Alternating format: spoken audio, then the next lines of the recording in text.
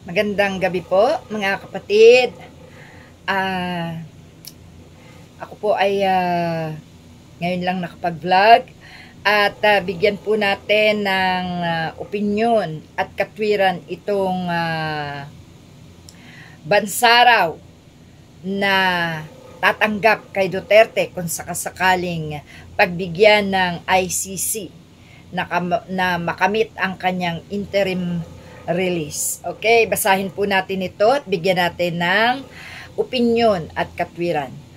Malapit lamang sa dahig ang bansang pumayag na umampon kay dating Pangulong Rodrigo Duterte sakaling pahintulutan ng International Criminal Court or ICC ang interim release nito ayon sa isang abogado. Sinabi ni ICC accredited lawyer Joel Ruiz Butuyan na dapat ay miyembro na rin ng ICC ang tatanggap kay Duterte.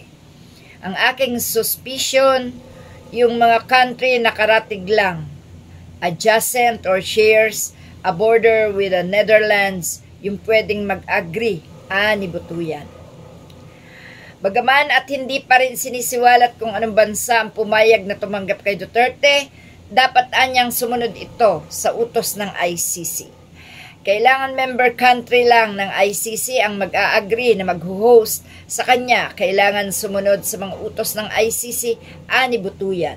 Sinabi rin ni Butuyan na lumalabas na papayag lamang ang prosecutors na pansamantalang makalabas ng detention si Duterte kung matutupad ang kanilang kondisyon. Ang lumabas, the prosecutors will agree only if the conditions they specified are met. Hindi pa sila nag-a-agree, ni Butuyan. Matatandaan na hiniling ng abogado ni Duterte na si Nicholas Kaufman ang pansamantalang paglaya ng dating leader mula sa ICC detention at mananatili ito sa isang hindi binanggit na bansa habang dinidinig ang mga kinakaharap na kaso. Yan, mga kapatid, bigyan natin to ng opinyon.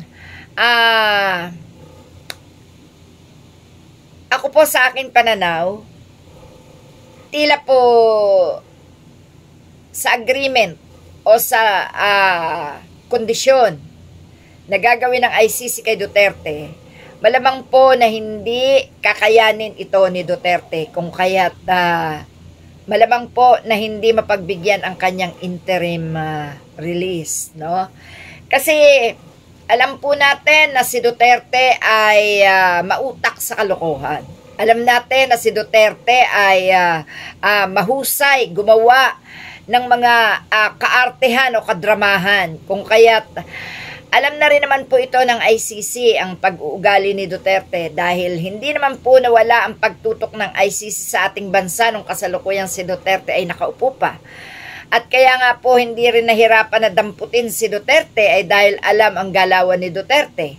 So, kung utakan lang ang gugustuhin ni Duterte, malamang po na hindi niya kayang utakan ang mga prosecutor ng ICC. At ito po ay masusubok dito ang kasinungalingan, kadramahan, at lahat ng kayang gawin ni Duterte para malinlang ang ICC. Hindi po ubra sa ICC ang mga style ni Duterte at yan po ay alam ng taga-ICC na ini-stylean lang sila ni Duterte. May gagawin po na hindi maganda si Duterte once na pansamantalang makalaya ito, no? Kaya yan po ang pag-aaralang mabuti ng ICC bago nila ito payagang makawala pansamantala. Pero sa tingin ko po, hindi papayag ang ICC dito kaya bibigyan niya ng pinakamabigat na kondisyon. Ayan po, alam niyo naman po sa batas natin, utakan lang yan, ang tawag po dito, kung ikaw ay magpakatalino man daw ng matching ay napapaglalangan din. Kung si Duterte ay magaling manlinlang, magaling manlalang, siguro naman po hindi ubra sa ICC to kasi malaking isda na po itong nahuli ng ICC. So, bakit nga ba pakakawalan pa ito? Ngayon, sa mga kondisyon na lang nila dadaanin dahil nasa batas ng ICC yung interim release kuno, no? At yan ay may mga dahilan gaya ng katandaan at kung ano-ano pa sa pagkakasakit or ano pa man, ano.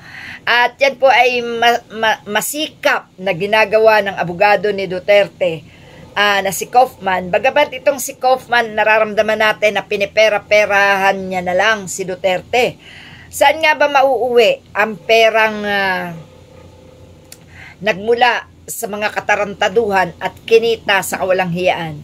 Hindi ba't ito ay nauuwi rin sa wala? Alam ni Kaufman yan na talagang wala ng pag-asa si Duterte na maabswelto sa kanyang mga ginawang pagpatay sa mga mamamayang Pilipino. Alam ni Kaufman yan. At si Kaufman ay sinasamantalan niya na rin itong kasong ito ni Duterte. Siyempre, hanggat may perang malilimas, lilimasin yan ng isang Kaufman. Kasi malabo po na si Duterte ay mapawalang sala sa kanyang mga ginawa. Isa pa, umami naman si Duterte, no? Para lang makuha niya ang interim release. Umamin siya na talagang mayroon siyang nagawa at nangako sa ICC na hindi na niya uulitin ang mga karumal-dumal niyang ginawa, ang mga pagpatay, mga pagdukot, mga walang hiya sa ating human rights. Yan po ay ipinangako niya na hindi niya naulitin. So, ibig sabihin, inaamin niya ito.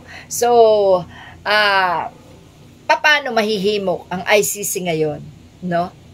Dahil hindi naman basta-basta nakukuha sa pangako ang batas. Hindi naman basta-basta mapapaniwala ang batas.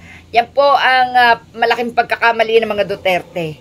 Hanggat kaya nila manlilin lang sila, pero naiiba po ang International Court at ang mga prosecutor dito at ang mga abogado na may hawak sa kaso ni Duterte. So, yan lang muna po mga kapatid.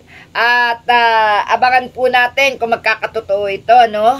At yan nga po, dahil nga po sa interim release na hinahangad ni Duterte, ay napaamin siyang bigla, nakalimutan niya na nasa ICC siya at wala siya sa Pilipinas, na halos sa pananakot ay kayang-kayang lokohin ang batas ng Pilipinas. Pero sa ICC, malabo po na kanyang maloko ito. Maraming salamat mga kapatid, magandang gabi po. Thank you.